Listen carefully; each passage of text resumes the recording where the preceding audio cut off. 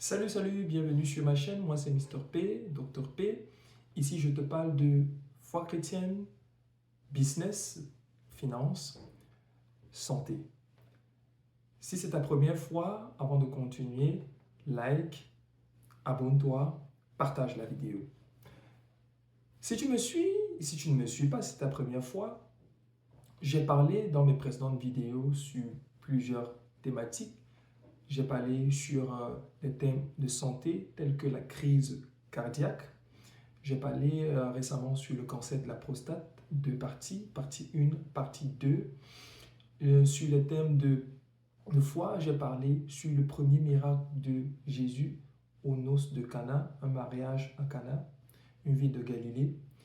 Et j'essayais de te dire ce que j'ai compris en partageant avec toi quelques messages, quelques leçons de ce miracle et comment cela t'est utile aujourd'hui. Aujourd'hui, je te parle sur un tout autre thème. Je te parle sur le premier thème de finance que j'aborde sur ma chaîne qui est l'épargne ou encore l'économie ou encore économiser ou faire des économies. Je te suggère de suivre cette vidéo jusqu'à la fin pour avoir un peu plus de contrôle sur ton argent. Le plus important, ce n'est pas ce que l'on gagne, mais c'est ce que l'on garde. Loi très importante. Cette vidéo est faite pour qui? Tu es un jeune, ou peut-être un vieux, tu bosses, mais tu n'arrives pas à chaque fin du mois, à mettre un peu d'argent de côté.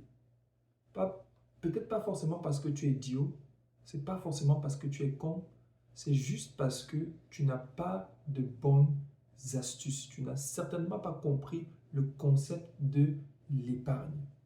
C'est pourquoi, bien que tu aies 2, 3 boulots, ou même un seul boulot et que tu gagnes très bien ta vie, tu n'arrives simplement pas à faire l'épargne. Cette vidéo est faite pour toi. Alors, je tiens d'abord à dire que je ne suis pas conseiller financier. Je tiens à le rappeler. Je voudrais simplement partager mon expérience avec toi et encore des expériences d'autres personnes, bien sûr. Alors, reste jusqu'à la fin de cette vidéo, tu apprendras certainement quelque chose. Pourquoi épargner? C'est d'abord quoi l'épargne? L'épargne, c'est le fait de mettre de côté une partie de notre revenu. OK? C'est pourquoi l'épargne est aussi appelée l'économiser. D'accord? Ce sont des synonymes. Alors, quand j'ai dit ça, pourquoi épargner? Tu vas me poser la question, mais pourquoi est-ce que je dois épargner? Mais si tu suis cette vidéo jusqu'à présent, certainement tu comprends qu'il faut épargner parce qu'on ne sait pas de quoi est fait demain. Tu es d'accord avec moi que chaque mois, il y a des imprévus. Des mois plus que d'autres. En fait, c'est ainsi que va la vie. On ne sait vraiment pas de quoi est fait demain. Ça, c'est la première raison pour épargner. On épargne donc pour la sécurité. On épargne pour que si demain, on a une mauvaise nouvelle, demain, on perd notre boulot, demain, on perd un être proche, demain, on n'est pas en bonne santé, qu'on puisse au moins avoir un peu de côté qui nous permettrait de moins vivre quelque temps, vivre décemment quelque temps avant de rebondir. Tu comprends donc que l'épargne, ce n'est pas un luxe. L'épargne, c'est une nécessité. L'épargne est impératif. L'épargne, c'est la sagesse. Alors, revenons donc à mon message du jour. Comment épargner? Je tiens d'abord à t'illustrer. Je vais bien t'illustrer l'importance de l'épargne. Je vais te présenter deux cas de figure. un homme qui gagne 1000 euros, qui dépense 1000 euros à la fin du mois, et un homme qui gagne 1000 euros et qui dépense 700 euros à la fin du mois. Les deux hommes gagnent une même somme d'argent. Mais à la différence, le premier dépense tout ce qu'il gagne. Donc, zéro épargne à la fin du mois. Et le second épargne 300 parce qu'il dépense que 700. Il épargne donc 300 euros. Je vais simplement te faire comprendre ici que ce n'est pas d'abord une question de combien est-ce que je gagne. C'est important que je le mentionne. Ce n'est d'abord pas un problème de combien est-ce que tu as. C'est d'abord un problème de ton état d'esprit. De ton état d'esprit avec l'argent.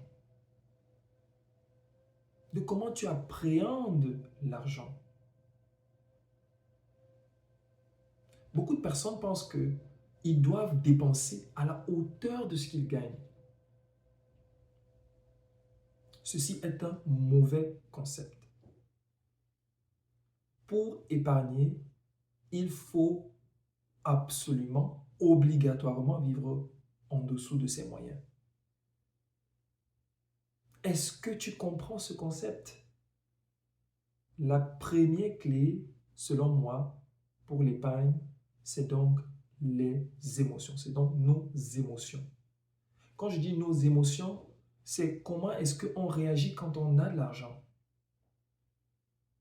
Quand on a de l'argent, est-ce qu'on cherche à tout dépenser? Ou on pense d'abord à mettre quelque chose de côté, à se priver, à se discipliner.